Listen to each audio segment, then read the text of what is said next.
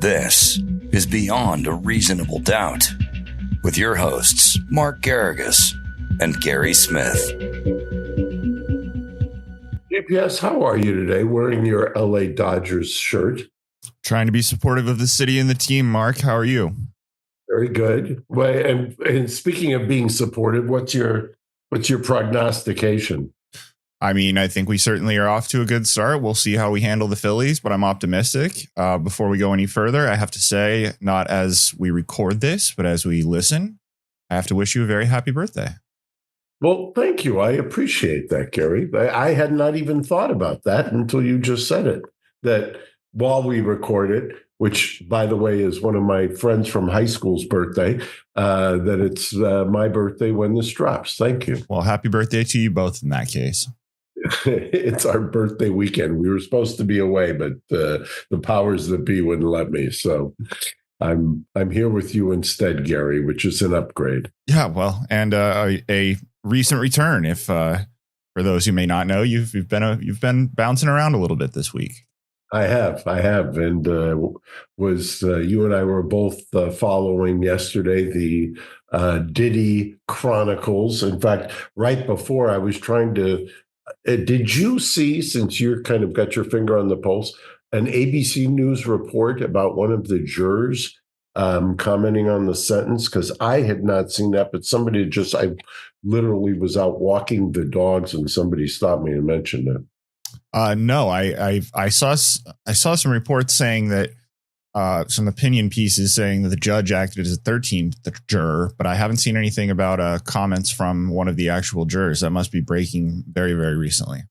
And there was the 13th juror, I think, came from Mark Agnifilo, who's Kenny, my daughter's partner, co-lead on the case. And his point was that the judge was sitting as a 13th juror when the jurors had found or acquitted, which is the term for not guilty, that the judge was instead finding and using that conduct for purposes of sentencing, which he admitted. I think he even said directly to Cassie, "I heard you."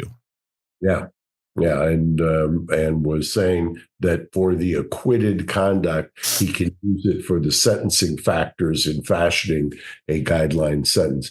So I might have mentioned yesterday, too, on another podcast that he found, I knew during that sentencing hearing, and any criminal practitioner would tell you, when he adopted probation's calculations of 70 months to 87 months or whatever the range was, I knew at that point, this is not going to be good. Sean's not going home, because what that meant was that he was not going to overrule a lot of the findings, and a lot of the findings were based upon the idea of using the acquitted conduct. So if he was going to do that, then what ended up happening, what he ended up doing was, I called it intellectually diabolical, because if you under sentence, if you find what the guidelines are, and then you go dramatically or at least substantially under the guidelines, then it makes the argument about that he miscalculated the guidelines lose a lot of force, and it does not have as much sway.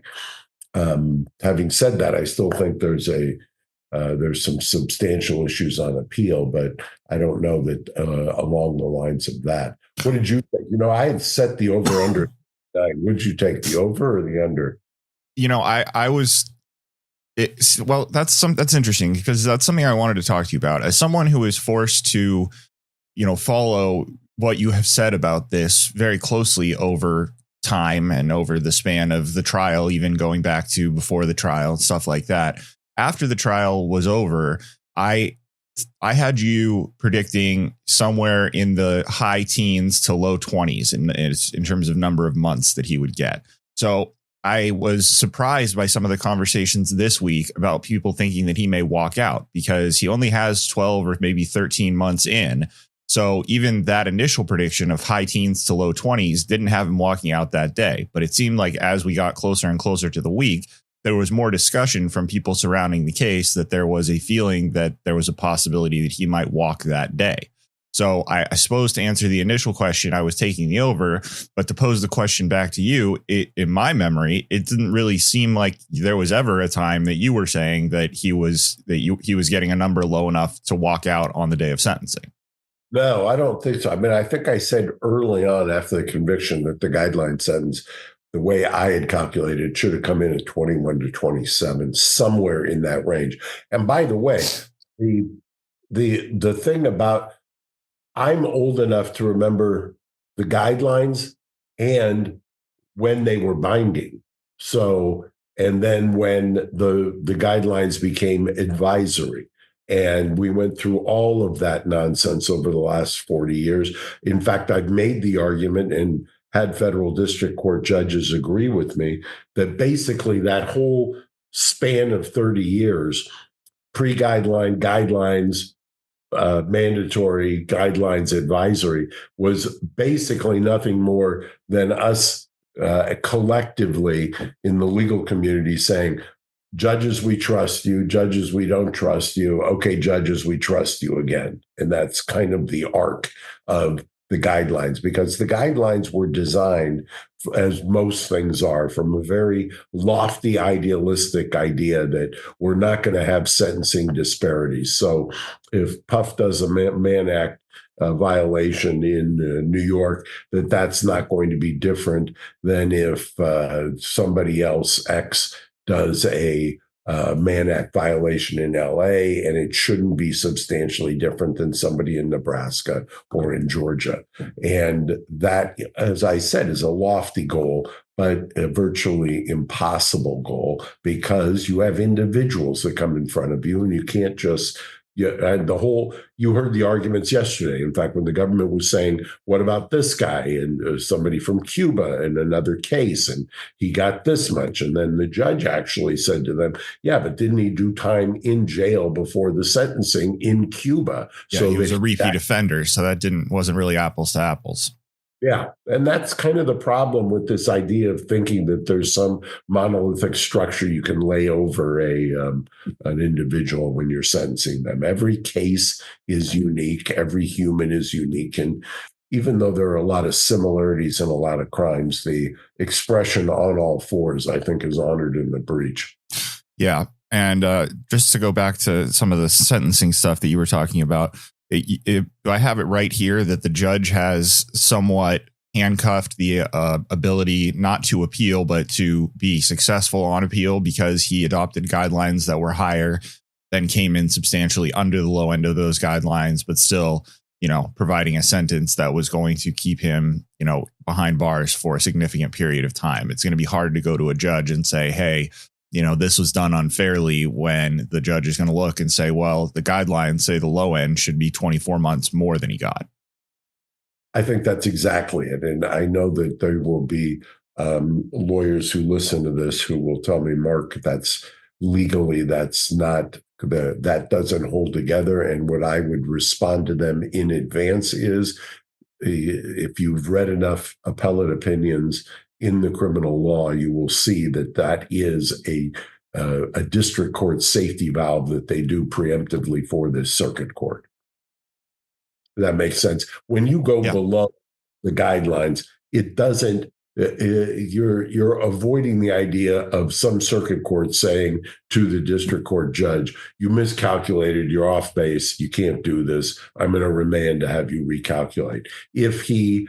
And it was interesting because Tenny didn't speak that much yesterday during the sentencing, but she made, in my humble opinion, she and Jason Driscoll, who is Alexandra's associate, made the two most salient points from reading the transcript. Tenny called out His Honor on using the term it's inconsequential. And she said, no, it's not inconsequential. And he corrected himself and said that he was only doing it within the lane of determining a sentence, not for purposes of where, and this is what I'll get to, it's kind of a good segue. A lot of people have asked, well, what does that mean? When does he get out? How does he shorten it up? What happens is the judge's ruling, the PSR, the pre-sentence report, and a lot of other materials will get sent to the Bureau of Prisons. They will make a determination as to where they designate Puff to go. And that is key because he's going to want a place that allows him to do one or two different programs. He's going to want a place where he can be secure, which, obviously he would love a camp. And there's very few camps that also offer the programs. And to a lesser degree, the geographical location. And the Bureau of Prisons makes that determination, although they will take input from the judge. I've heard you, excuse me. I've heard you talk about how, and by the way, I think it's somewhat funny for anyone in the audience. I've heard you refer to Sean the way that you have been throughout the course of this podcast as Puff. I presume that that's just you being grandfathered in from the time that was what he was known as in the public eye. But yes, I've known it that long. Yes, you have. And I know that he allows you to call him that. So I thought that was funny for the audience, who there may be some in our audience who are too young to remember when he was referred to that way. But, the word grandfathered in. So, I didn't mean to use that as a connotation for your age. I just meant, you've known him long enough that is the name that he is comfortable with you calling him, because that was his name at the time that you guys became close. But what I was going to say was, I've heard that you said that he has a preference to be somewhere close to New York. Someone with his means and the means that those in his family will have to be able to travel. Why would there be why would that preference be there? I would think that he would want to go really anywhere that geographically that has the conditions that he's hoping for in terms of safety. And his loved ones would be afforded the ability to come and visit him, easier than maybe somebody else in a different sort of stratosphere. Yeah. And I think that's kind of the thinking. And I believe the transcript says that they asked that the judge not designate until Monday. And the judge, to be clear, does not designate, but he can make a recommendation. And I think that discussion, my guess would be had over the weekend. And you would, I think, if you're trying to minimize harm, minimize time, maximize program, the ability to engage with the program and really learn from it, you're going to want to be in a place where you're safe and that offers the program. Okay. And then my final question that I haven't really heard addressed here is, best case, let's say that he ends up going to, obviously none of these are options that he wants to go to, but let's say that he gets the pick of the litter, the camp, the programs, the whatever it all is, how it shakes out. Based on the facts of this case, is there early release? Is there a path towards getting out early, or is he doing, the balance of his sentence minus the time served already? So 50 minus 13, 14. So he's got 36 as he sits right now, 36 months left. For those who are mathematically challenged, that's 3. That's 3 years to me. I've heard everyone saying 2 or north of 2. It's 3 as far as I count, but okay, go ahead. And then if he gets into one of the programs or both of the programs, because the call of your question was, what is the earliest? There is a world that he could be out in a year to 14 months. Interesting. Okay. Well, I mean, I'm sure that we will. By the way, he could theoretically ask for bail on appeal, and that is yet another option that revolves around the likelihood and the merits, and so that's an interesting dynamic as well, and a possibility as well. Hasn't had a lot of success in terms of getting bail the times that he's been asking so far in the course of this. So I would not necessarily put a ton of my eggs in that basket, but it's interesting to note that it is a possibility. So I appreciate you pointing that out. I think it's interesting. I said this in the run up ever since the government filed the request for 135 months, and His Honor said on the record yesterday, forget the term, but he just said that was over the top or overshooting or something like that. I don't want to mischaracterize it, but basically it was too much.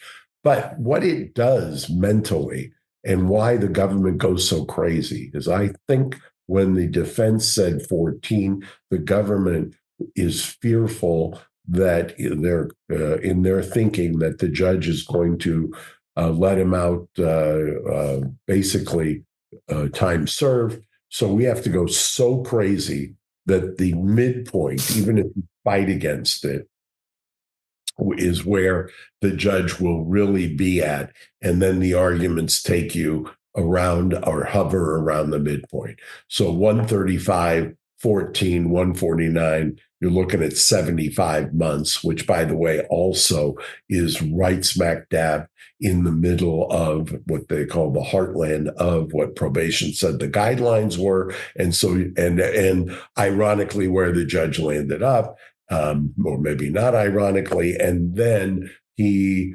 is moving from that midpoint. And that, I think, is unfair and outrageous in this sense. The government made the decision to charge the RICO and the two sex trafficking acts, which had mandatory minimums of 10 and 15 years, respectively.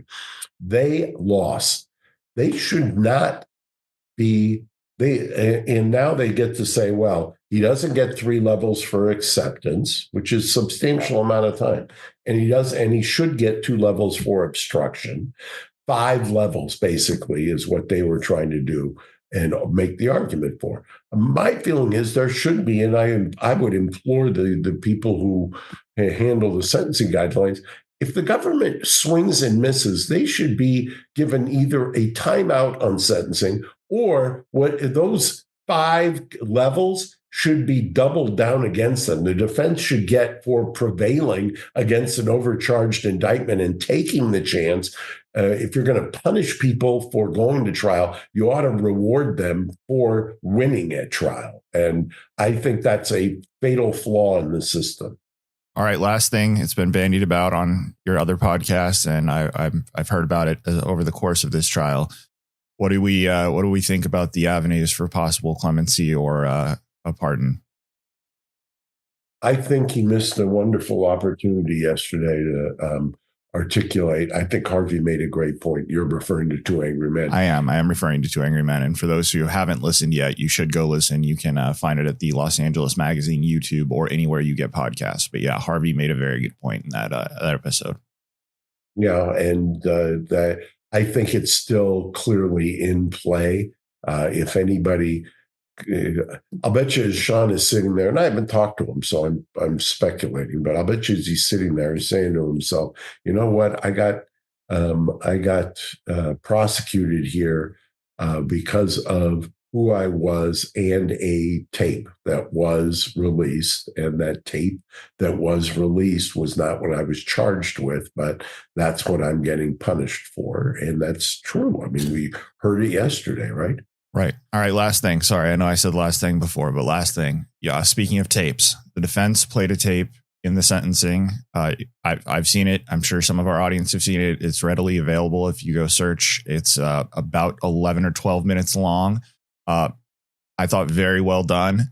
In my opinion, it could have been shortened up and tightened up a little bit. If I was editing that video, which to be very clear, I had no involvement whatsoever in that, but I would have probably cut it down to closer to 7-8 minutes and cut out some of the stuff in the middle. But kudos to whoever put that together, because especially as you got to the end, which is where you want to make the biggest impact in something like that, it was very well done, I thought.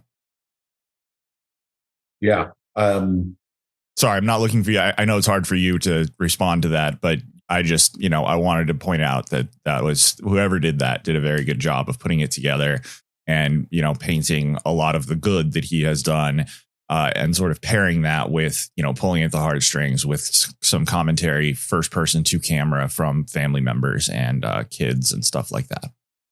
Yeah. Yeah. Everybody who was there is kind of uniformly says the family was very moving. It really was. And I sent it, after it was available publicly, I sent it to a few people that I hold very dear, and the overwhelming response, everyone said it a little differently, but basically what everyone said was, well, if you're going to play a video, that's the one to play. Yeah. There's a lot of, in the criminal defense world, lawyers think the sentence was fantastic in terms of the result. And I understand that, because going into, whenever you're facing life, anything with a determinate sentence is hard to be regret. I just think, all in all, that this thing, as I've said, very close in time, and you have reminded me, I think it was a 21 to 27 month sentence. So, yeah, reasonable minds can differ. Yes, they can. All right. Well, we'll be watching to see as this continues to unfold, which I'm sure it will.